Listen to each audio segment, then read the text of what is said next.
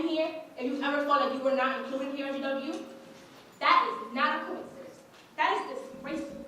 Outrage is exploding at the George Washington University as students respond to what's being described as a racist social media post. The Snapchat shown here compares African Americans to monkeys.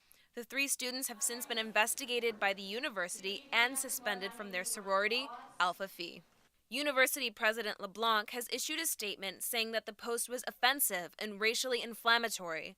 The university plans to implement mandatory race relations training for staff members and continues to consider appropriate actions. But despite administrators' support to improve racial inclusion on campus, many students say that they want action now. Okay, silence is compliance. You know what I mean? So if you are as liberal and we are as diverse and strong as we say we are, then you need to start working on it, act on it.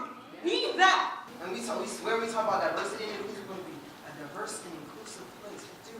And GW cares about everybody. No, you don't. You don't.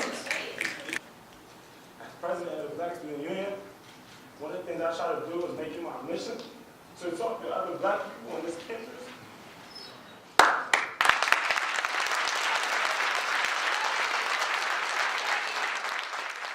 But this is not the first instance of racism occurring on college campuses. Just last year, American University investigated banana peels hanging from nooses on their campus, while other schools like the University of Alabama expelled a sorority member for saying the N-word on Instagram.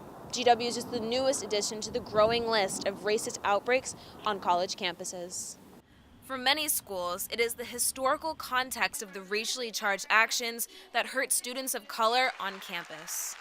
One of the derogatory associations made between Black people in America was that they were they would call them like monkeys, and that they were that came from the idea that they were less evolved than white people, and that there's like a history of like the social Darwinism aspect of it, where it's like evolution comes in stages, and like white people are like the most evolved stage, monkeys are at the least evolved stage, and Black people are in the middle.